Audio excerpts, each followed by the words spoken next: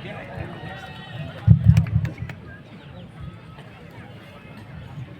આદિવાસી, જય જોહાર. આવું ઢીલું ઢીલું નહીં ચાલશે હે.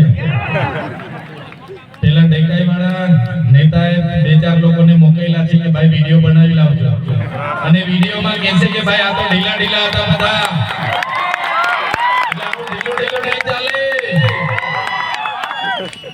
એટલે બધા હું જય જવાન બોલું, તમારે જય કિસાન બોલવાનું છે જોરથી. અહીંથી બોલો એટલે સત્તા મંડળને સંભળાવવું જોઈએ કે આદિવાસીઓ ત્યાં ભેગા થયા છે અને ખૂબ ઉત્સાહ સાથે નારા લાગી રહેલા છે. નારા તો ભાઈ લગાડવા પડશે, તમારે લગાડશો ને બધા? નારા તો લાગવા જ જોઈએ આપણી સભામાં. જય જવાન, જય કિસાન, જય જવાન, જય કિસાન. ધન્યવાદ.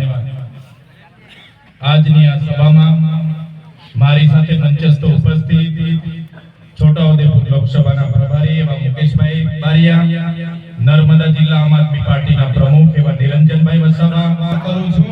સૌને મારા નમન કરું છું. હમણાં થોડા દિવસથી હું મીડિયામાં જોઉં છું, લોકસભાના સદનમાં જે મનરેગા હતી એ મનરેગા યોજનાનું નામ બદલી કાઢવામાં આવ્યું છે. જાણો છો ને બધા? આ ભાજપની સરકારે એમણે કરેલા કૌભાંડોને છુપાવવા માટે, એમના નેતાઓએ કરેલા ભ્રષ્ટાચારને છુપાવવા માટે મનરેગા યોજનાનું નામ બદલવા માટે એક બિલ મંજૂર કર્યું અને બિલ લોકસભાના સદનમાં પાસ કરવામાં આવ્યું છે. ત્યારે આ ભાજપની સરકારને અમે આ મંચ પરથી કહેવા માંગીએ છીએ, મનરેગાનું નામ બદલવાથી તમારા બધા કૌભાંડો અમે ભૂલવાના નથી, એ ભ્રષ્ટાચારીઓને અમે છોડવાના નથી. આ નામ બદલનારી આ સરકાર તમે જોઈ લો, મનરેગાનું નામ જી રામજી, ભગવાન રામના નામે નાખ્યું. જી રામજી, અમારા વડીલો, અમારા સંતો, અમારા મહંતોએ અમને કીધું રામજી તો આપણા હૈયે વસે છે, છતાં આ ભાજપની સરકાર ભગવાન રામને પણ એમના કૌભાંડો છુપાવવા માટે ઉપયોગ કરે છે. હવે આપણે શું બોલવાનું?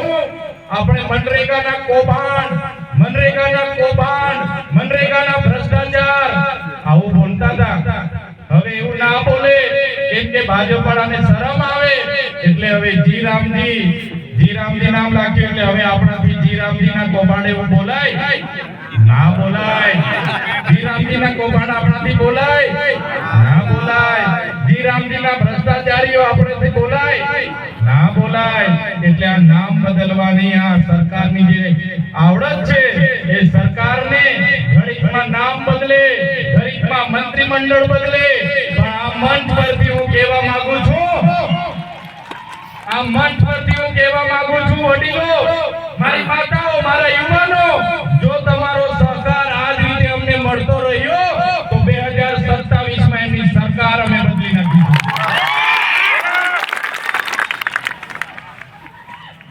આપણા વડીલોએ કીધું છે ને, ભેંસ ઓછું દૂધ આપે એટલે એનો કિલો બદલવાથી દૂધ વધતો,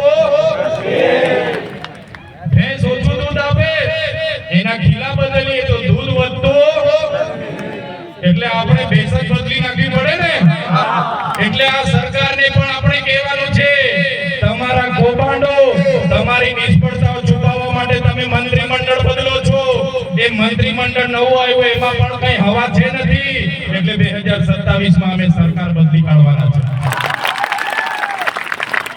અહીંયા બેઠેલા લોકોને ખબર છે, આગળ આ લોકોએ કીધું એમ અગ્નિવીર, જ્ઞાન સહાયક, એક પેડ માગે નામ, આત્મનિર્ભર બનો, સ્વદેશી અપનાવો, ભરભલા નવા નામો લાવીને આવે છે આ સરકાર.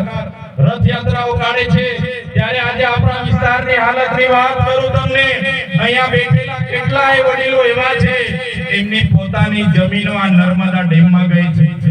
અહીંયા બેઠેલા કેટલાય વડીલો એવા છે, જેમની જમીનો આ કરજણ ડેમમાં ગઈ છે. અહીંયા બેઠેલા કેટલાય વડીલો એવા છે, જેમની જમીનો આ નર્મદાની મુખ્ય કેનાલમાં ગઈ છે. અહીંયા બેઠેલા કેટલાય લોકો એવા છે, જમીનમાં ગઈ છે. અહીંયા બેઠેલા કેટલાય વડીલો મારી સામે એવા છે કે જેમની જમીનો વિયર ડેમમાં ગઈ છે. ત્યારે આપણે કંઈ બોલતા નથી. આપણા નેતાઓ ત્યારે બારોબાર આ લોકોને ઠરાવો આપી દેતા હોય છે. ત્યારે આ લોકો ફરી આપણી જમીનો નેશનલ હાઈવે 56 માં લેવા માટે આવવાના છે. આપણી જમીનો હાઈ સ્પીડ કોરિડોર જે અંકલેશ્વરથી એકતાનગર આવે છે એમાં જમીનો લેવા માટે આવવાના છે. આ લોકો આપણી જમીનો સાપુતારાથી સ્ટેચ્યુ ઓફ યુનિટીના કોરિડોરમાં લેવા માટે આવવાના છે. મારા વડીલો, મારી માતાઓ, મારા યુવાનો, આ લોકોને આ મંચ પરથી આપણે કહી દેવાનું છે કે હવે અમે વિકાસના નામે એક ઇંચ પણ જમીન આપવા તૈયાર નથી. અમે આટલી મોટી જમીનો આપીએ, અમારા ગામો ઉઠી ગયા, અમારો પરિવાર વિખરાઈ ગયો, અમારો સમાજ, અમારી સંસ્કૃતિ, અમારી પ્રકૃતિથી અમે છિન્ન ભિન્ન થઈ ગયા. કોઈ સાવલી ગઈ છે, કોઈ ડભોઈ ગઈ છે, કોઈ સૌરાષ્ટ્રમાં ગયા, કોઈ કચ્છમાં ગયા, કોઈ દક્ષિણ ગુજરાતમાં છે. અને આજે નવી વસાહતોની હું વાત કરું, એમને નોકરી સામે નોકરી આપવાની વાત હતી. એને એક પરિવારમાંથી પણ આજે એક જણને નોકરી નથી મળી. એને જમીનો સામે જમીનો આપવાની વાત હતી. એમને પિયત જમીનો આપવામાં નથી આવી. એમને સિંચાઈનું પાણી મફત આપવાની વાત હતી. આ સરકારે સિંચાઈનું પાણી પણ નથી આપ્યું. એમને